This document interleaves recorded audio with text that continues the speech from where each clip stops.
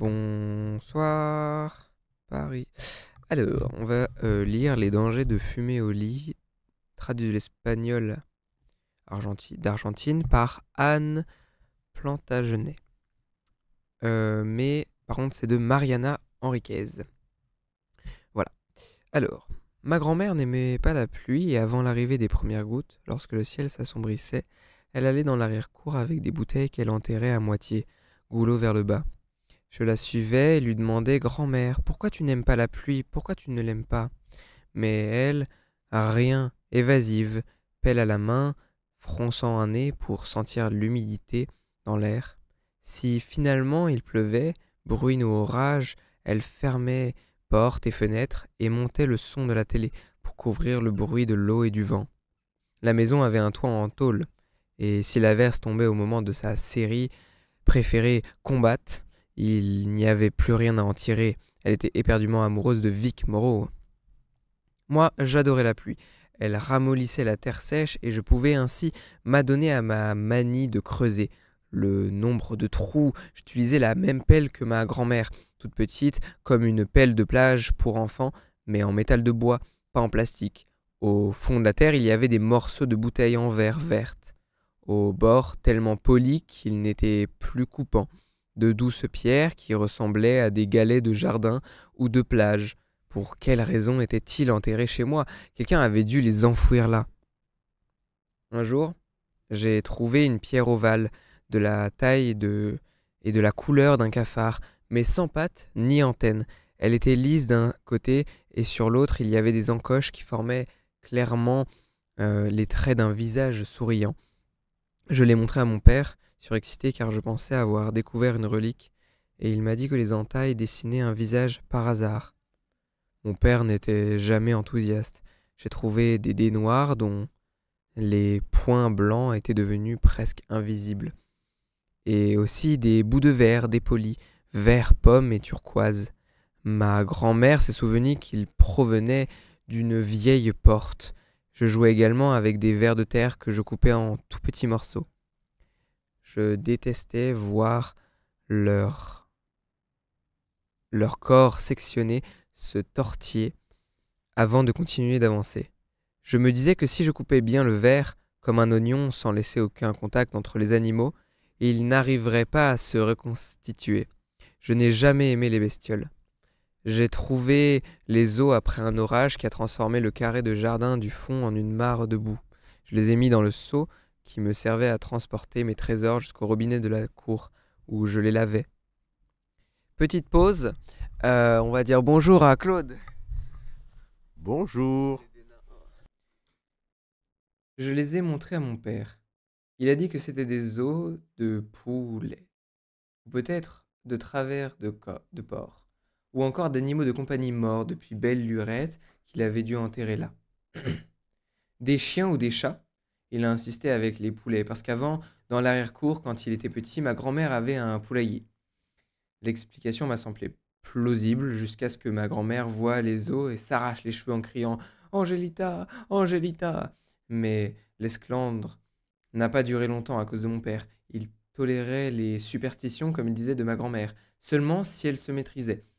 Elle connaissait son air de désapprobation et s'était forcée de se calmer.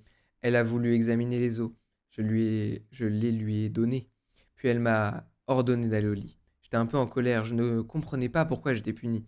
Mais plus tard, ce même soir, elle m'a appelé et m'a tout raconté. C'était sa sœur, la numéro 10 ou 11.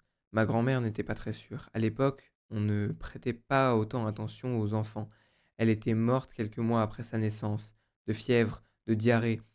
Comme c'était un petit ange, il l'avait assise sur une table décorée de fleurs, enveloppée dans un linge rose, appuyée contre un coussin, et lui avait fabriqué des ailes en carton pour qu'elle monte au ciel plus rapidement. Il ne lui avait pas rempli la bouche euh, avec des pétales de fleurs rouges parce que ça faisait peur à sa mère. Mon arrière-grand-mère, on aurait dit du sang. On avait dansé et chanté toute la nuit. Il avait même fallu virer un homme saoul et ranimer mon arrière-grand-mère qui s'était évanouie à cause du chagrin et de la chaleur. Une prieuse indienne avait chanté des trisagions en échange, en tout et pour tout, de quelques empanadas. C'est ici, grand-mère? Non, à Salavino, à Santiago. Il faisait une chaleur. Alors, ce ne sont pas les os de ta fille, si elle est morte là-bas. Si, je les ai pris avec moi, quand t'es venu ici. Je n'ai pas voulu la laisser. Elle pleurait toute la nuit, la pauvre. Si elle pleurait alors qu'on vivait tout près, dans la maison, tu imagines comment elle aurait pleuré. Toute seule, abandonnée. Alors, je l'ai emmenée.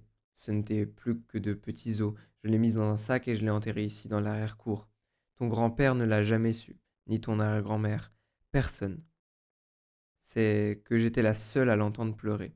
Ton arrière-grand-père aussi, mais il perdait la tête. Et ici, elle pleure, la petite? Quand il pleut, c'est tout. Ensuite, j'ai demandé à mon père si l'histoire d'Angelita était vraie, et il m'a répondu que ma grand-mère était très âgée et délirait. Il n'avait pas l'air très convaincu, ou bien il était gêné par la conversation. Lorsque ma grand-mère est morte, la maison a été vendue. Je suis parti vivre ailleurs, seul, sans mari ni enfant. Mon père s'est installé dans un appartement de Balvanera, et j'ai oublié Angelita. Jusqu'à ce qu'elle apparaisse à côté de mon lit, chez moi, 10 ans plus tard, en pleurs, une nuit d'orage. Angelita ne ressemble pas à un fantôme. Elle ne flotte pas, n'a pas le teint pâle et ne porte pas de robe blanche. Elle est dans un état de semi-putréfaction. Faction et ne parle pas. La première fois, j'ai cru que je rêvais, et j'ai tenté de me réveiller de ce cauchemar en vain. Et lorsque j'ai compris que c'était réel, j'ai crié et pleuré, et je me suis caché sous les draps, en fermant les yeux très fort et en me bouchant les oreilles avec les mains pour ne pas l'entendre. Parce qu'à ce moment-là, je ne savais pas qu'elle était muette. Mais quand je suis sorti de là-dessous, des heures plus tard, Angelita était toujours là, avec une vieille couverture en haillons sur les épaules, comme un poncho. Elle montrait quelque chose du doigt dehors, en direction de la fenêtre et de la rue, et c'est comme ça que je me suis rendu compte qu'il faisait jour. C'est bizarre de voir un mort en plein jour. Je lui ai demandé ce qu'elle voulait, mais en guise de réponse, elle a continué de pointer son doigt comme un film d'horreur.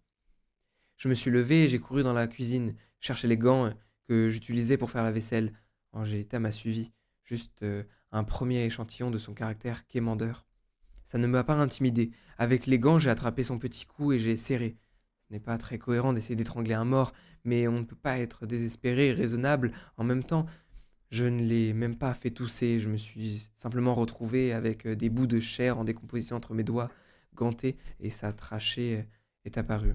Jusqu'à cet instant, je ne savais pas qu'il s'agissait d'Angelita, la sœur de ma grand-mère. Je continuais de fermer les yeux bien fort pour qu'elle disparaisse ou que je me réveille. Comme ça ne marchait pas, j'ai tourné autour d'elle et j'ai découvert dans son dos, pendu au reste jaunâtre de ce qui était, je le sais maintenant, la suaire rose, deux petites ailes, rudimentaires en carton avec des plumes de poule collées. Depuis toutes ces années, elle aurait dû se désagréger, me suis-je dit, et j'ai ri, un peu fébrile, en songeant qu'il y avait un bébé mort dans ma cuisine, que c'était ma grande-tante, et qu'elle marchait, même si, d'après sa taille, elle n'avait dû vivre qu'à peine 3 mois environ. Il fallait une bonne fois pour toutes que j'arrête de réfléchir en termes de possible ou pas. Je lui demandais si elle était ma grande-tante Angelita. Comme il n'avait pas eu le temps d'éclairer sa naissance, c'est une autre époque. Ils l'ont toujours appelée par ce prénom ambigu. Je me suis aperçu alors qu'elle ne parlait pas, mais répondait en bougeant la tête. Ma grand-mère disait donc la vérité, ce n'était pas des os de poulet, mais bien de sa sœur, ceux de sa sœur que j'avais déterrés quand j'étais petite. Ce que voulait Angelita était un mystère. Tout ce qu'elle faisait, c'était bouger la tête de manière affirmative ou négative. Mais elle désirait quelque chose avec une extrême urgence, car non seulement elle n'arrêtait pas de montrer du doigt, mais elle ne me laissait pas tranquille. Elle me suivait partout dans l'appartement. Elle m'attendait derrière le rideau de douche quand je me lavais, s'asseyait sur le bidet quand je faisais pipi ou caca, restait debout à côté du frigo lorsque je faisais la vaisselle et installée à côté de ma chaise si je travaillais à l'ordinateur. La première semaine, j'ai continué d'avoir une vie normale. Je me disais que c'était peut-être une crise d'angoisse avec hallucination et que ça passerait. J'ai posé des jours de congé au travail et pris des médicaments pour dormir. Angélita était toujours là, attendant que je me réveille à côté de mon lit. Des amis sont venus me voir. Au début, je ne voulais pas répondre aux messages ni ouvrir la porte, mais pour ne pas les inquiéter davantage, j'ai accepté de les recevoir, invoquant un épuisement psychologique. Ils ont compris. Tu travailles beaucoup trop, me disait-il. Aucun d'eux n'a vu Angelita. La première fois que mon amie Marita m'a rendu visite, j'ai enfermé Angelita dans le placard. Mais à ma plus grande horreur et à mon plus grand dégoût, elle s'est échappée et s'est assise sur le bras du fauteuil, avec son horrible visage putréfié, vert de gris. Marina n'a rien remarqué. Quelque temps plus tard, je suis sorti avec Angelita. Dans la rue, rien, à part un monsieur qui l'a regardé incidemment, puis s'est retourné, l'a regardé à nouveau, et son visage s'est décomposé. Il a dû avoir une chute de tension. Ou la dame qui s'est enfuie en courant et a failli se faire renverser par le 45 dans la rue Chacabuco. Certaines personnes devaient la voir. C'est ce que je m'imaginais. Pas beaucoup, à mon avis. Pour leur épargner ce sale moment quand nous sortions, plus exactement quand elle me suivait et que j'étais obligé de la laisser m'accompagner, je la portais dans une sorte de sac à dos. C'est moche quand elle marche et elle est tellement petite, ce n'est pas naturel. Je lui ai aussi acheté un bandage, genre masque pour le visage, comme ceux qu'on utilise pour cacher les brûlures. Maintenant, lorsqu'ils la voient, les gens éprouvent de l'aversion, mais aussi de l'émotion et de la peine. Ils voient un bébé très malade ou gravement blessé, mais plus un bébé mort. Mais plus un bébé mort. Si mon père avait su, ai-je pensé, lui qui s'était toujours plaint qu'il allait mourir sans avoir de petit enfant, et il est mort sans avoir de petits-enfants. Je l'ai déçu sur ce point et sur beaucoup d'autres. Je lui ai acheté des jouets, des poupées, des dés en plastique et des tétines. Mais rien ne semblait vraiment lui plaire, et elle continuait de pointer son maudit doigt vers le sud. Je me suis aperçu que c'était toujours le sud, matin, midi et soir. Je lui parlais et l'interrogeais, mais c'est difficile de communiquer.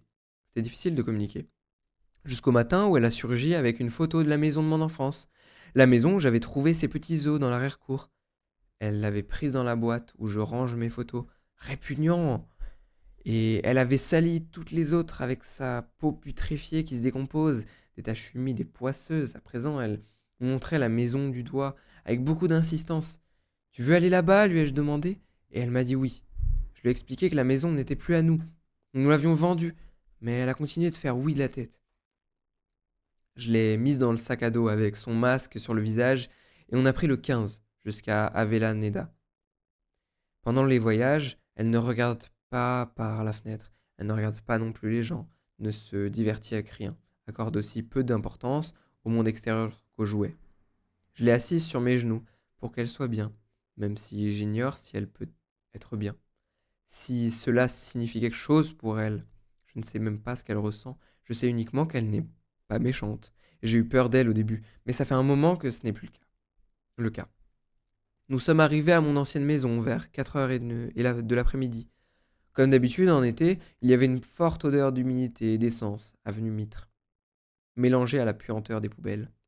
Nous avons traversé la place à pied et nous sommes passés devant l'asile Itoys, où est morte ma grand-mère, et avons longé pour finir le stade du Racing. Derrière se trouvait ma vieille maison, à 2 blocs du terrain de foot. Mais maintenant que j'étais devant la porte, que faire? Demander au nouveau propriétaire de me laisser entrer? Sous quel prétexte? Je n'y avais pas réfléchi. À force de me trimballer partout un bébé mort, j'avais clairement le cerveau atteint. C'est Angelita qui a pris en charge la situation. Il n'y avait pas besoin d'entrer. Il était possible d'apercevoir l'arrière-cour depuis le mur mitoyen. C'était tout ce qu'elle voulait, voir à l'arrière-cour. Nous avions épié, toutes les deux, elle dans mes bras. Le mur mitoyen était plutôt bas. Il y avait dû être mal fait.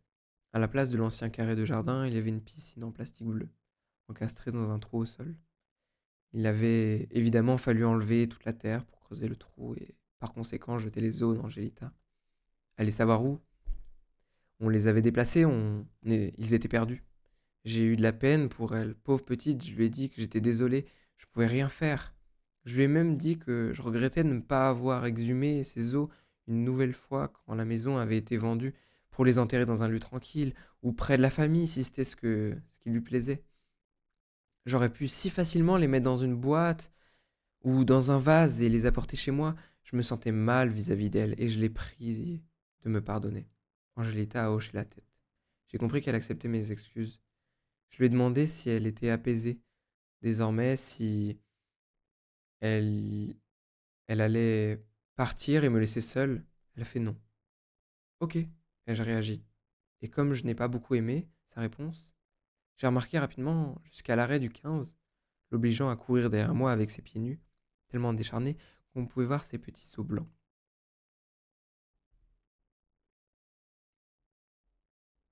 Voilà.